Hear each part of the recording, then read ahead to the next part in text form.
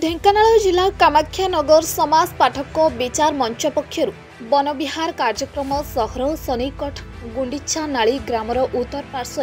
अवस्थित पुरातन कृतिराजी राजतंत्र समयर हाथीगिरिजा बोली यार उन्नति दिगरे सरकारी स्तर में पदक्षेप नेबा सकाशे दृढ़ दाबी करा जाउछि। समाज पाठक मंचर आवाहक शुभमय नंदक आवाहकत्व सदस्य माने हाथीगिरिजा बोली पुरातन कृतिराज पुनरुद्धार कराजिबाकु मत प्रकाश पाइथिला। 50 रु ऊर्ध्व सदस्य एही वन विहार कार्यक्रम में भाग नेइथिले। एथिरे वरिष्ठ सदस्य प्रभात कुमार दास,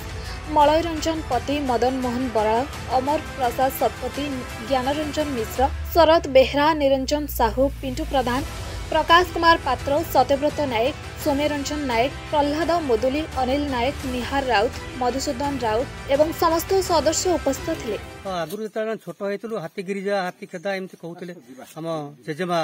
माँ बापा एमान आम शुणुलु एमती हाथी की धरा होता राजा राजा अमल में केमती ट्रेनिंग दिया होता आसा देखिबार गोटे प्रबल आग्रह था उत्साह था आईटा आज देखिपारू खूब खुशी आम निहाती रास्ता गोटे निहाती गोटे माने समस्ते आसीपारा भाया गोटे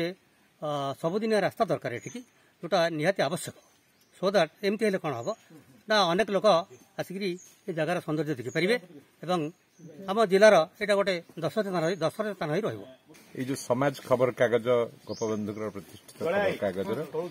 अवसर प्राप्त मुख्य थी अनुगुल संस्कार ये जो स्थान गोटे ऐतिहासिक स्थान आमर ये जो पदयात्रा एठिकी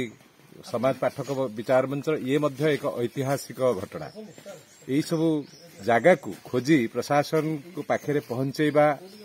आमर मूल लक्ष्य। एठी गोटे सबुदिनिया रास्ता निर्माण हेले पिला माने आम ऐतिह्य हिसाब से एक ऐतिहासिक स्थान गुड़िक विषय जानीपारे सेटा हूँ मुख्य उद्देश्य। हाथीगिरिजा हूँ आम अंचल गोटे लुचि रही गोटे ऐतिहासिक कीर्तिराजी जोटा कि 500,000 वर्ष तले ये रजा माने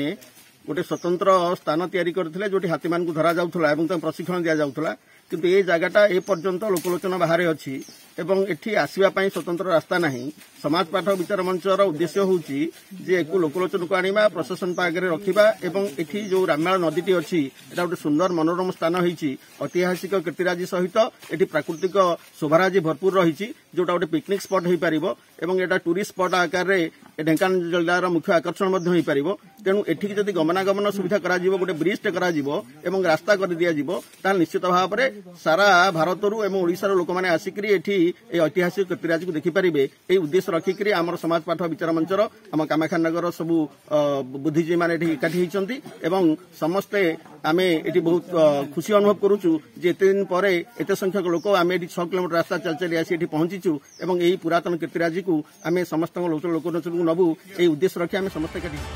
ढेंकानाल सत्यव्रत नायकों रिपोर्ट ओडिशा संकेत।